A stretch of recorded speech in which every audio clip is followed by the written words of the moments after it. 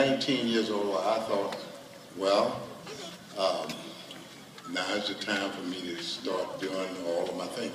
But the most important thing back then is the fact that we didn't sign multi-year contracts. We only had 1 year. And out of the 23 years that I played, I never had a multi-year contract. I only had 1 year.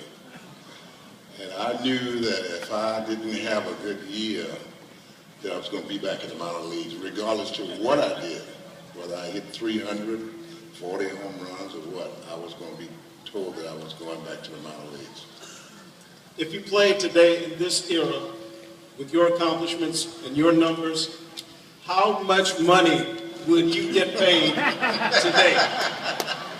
Well, let's put it this way. If I was playing with the Atlanta Braves, I would walk in and tell Ted Turner, I would shake hands with him and say, hello, partner. You and I own the ball club. No, it was a day. I have no regret at all. I see these young kids coming up, and rightfully so. I don't know of anybody that come to the ballpark to watch and want to play games. They come out here to watch these kids play, and they should share in everything that is given to them. I won't applaud all of them, but the most important thing is that no matter how much money you make, you got to always learn how to give back. Not only to yourself, but give back to the community. And the other thing I like to say is that there is no shortcut in life. There's absolutely no shortcut. And you see some kids want to think that simply because somebody hit 40 home runs, that in order for them to hit 40 home runs, they got to go into drugs and stuff like that. But let me tell you, that is absolutely the wrong thing to do.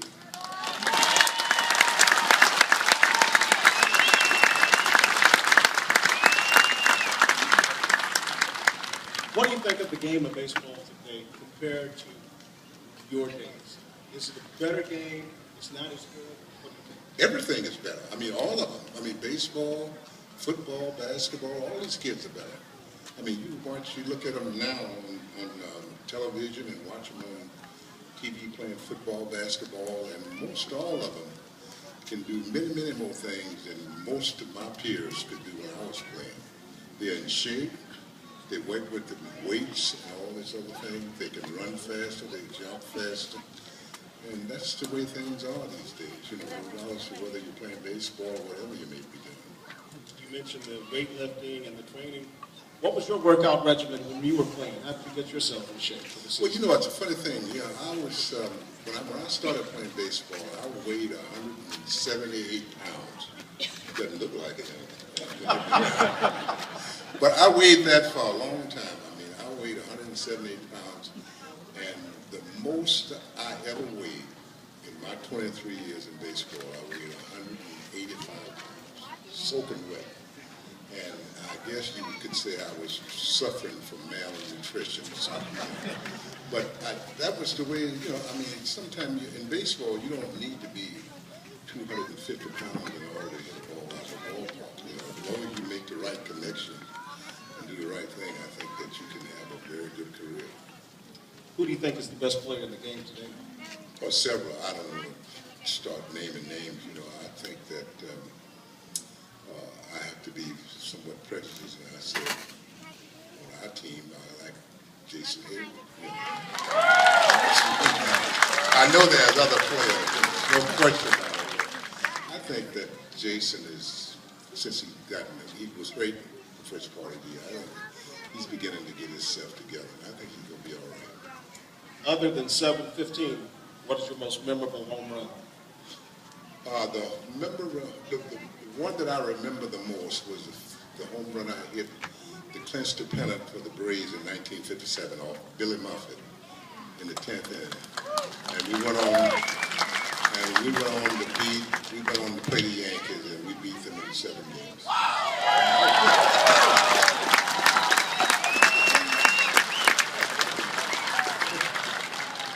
Now, if I could take you in your prime, Babe Ruth in his prime, would win a home run derby? I don't know, but I tell you, I'll be in there trying. I remember that the year that I beat the Babe's record, I was challenged to go to overseas to play against Mr. Sadahara in Japan. And he and I got into a home run hitting contest. And I think he ended up hitting many, many more home runs than I had. But I think that year that when we had the home run hitting contest, I ended up hitting about 15 or 16 home runs more than he did. It's kind of hard to say, because when you start naming ball players, you just mentioned Babe Ruth and you mentioned some of the other ball players. You have to say you have to respect those guys, really, because all of them, Babe Ruth, Lou Gehrig, and all of them did well. So I have no ill feeling toward that at all. Someone wanted me to ask you, what did you do with all the letters you received during that time when you were chasing the Babe's record? I still have them. And I have them for a reason, and I'd just rather not get into that right now. But I still have them. And someone wanted to know, what is Hank Aaron's favorite food? Seems like everything.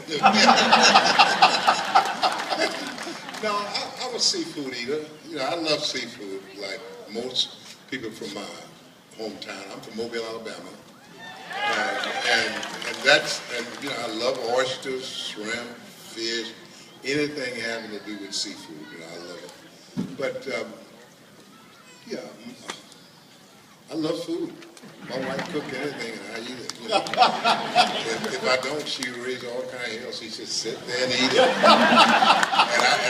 And listen, I've been married long enough not to disobey. So I do exactly what she tells me to do. Some sage advice right there. Now, when you think of Hank Aaron, everyone thinks about Hank Aaron.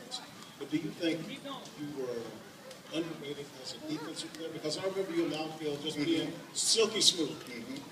I think some ways that people always equate me up. Say, you are a home run hitter. Yes, I hit a lot of home runs, 755. That's a lot of home runs. But I had a lot of base hits. I was third in the league for many years until Pete Rose, of course, came along and broke the record. I had over 3,600 hits. I stole many bases.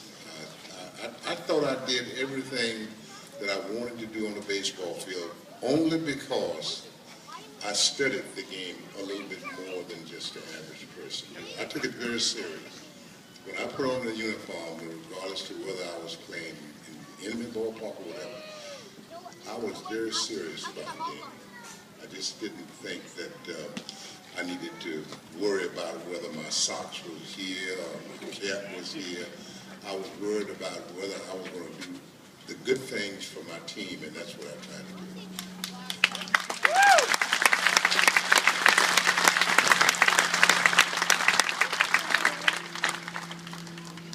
Do you have any idea or any suggestions how to get the drugs out of baseball?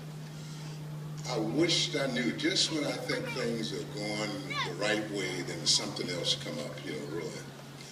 I wished I knew. And I know the commissioner very well. He and I are very good friends.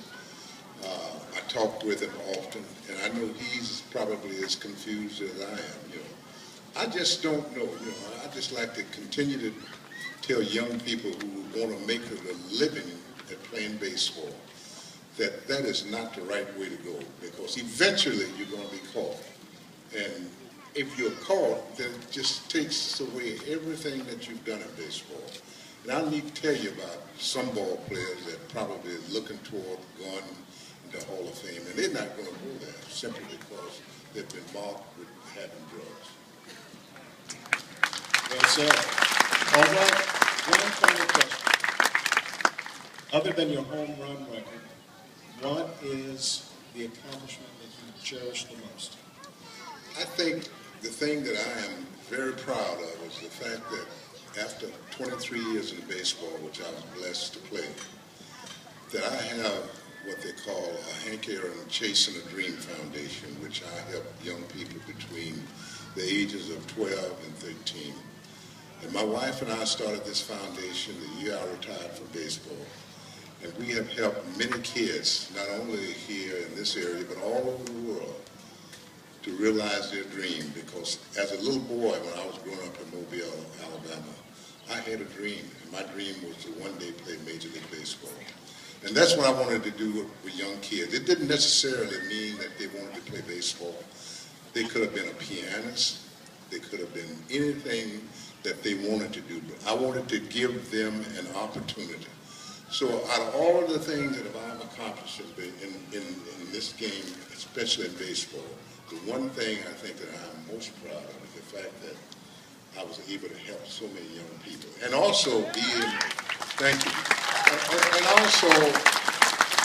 And also be involved with kids like this behind me, the Boys and Girls Club, which I have been a member of for a long, long time. Involved with, and these kids mean so much to me. I mean, this is the future presidents, whatever you want to call them, but these are our kids. And we need to try to treat them right and do the right thing with them. Well, thank you, Mr. Hank Aaron. This has really been a pleasure. Let's give him a nice big Capital City Stadium send-off. Thank you, Henry. And thank you, Hammerin Hank Aaron. Beside the word class would be the name Hank Aaron. Ladies and gentlemen, the owner of the Blowfish, welcome Mr. Bill Shanahan. Thank you very much, Joe.